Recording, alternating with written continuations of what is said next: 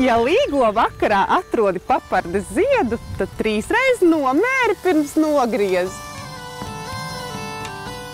Ja Jāņu naktī ar Jāni nesadzersi, tad visu gadu tev Jāņi dubultosies.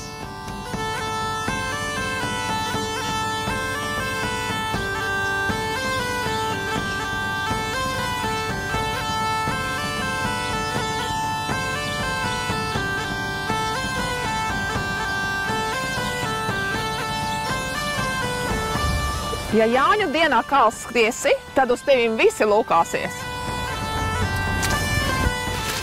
Jāņu vakarā salasītās zāles derēs visām slimībām.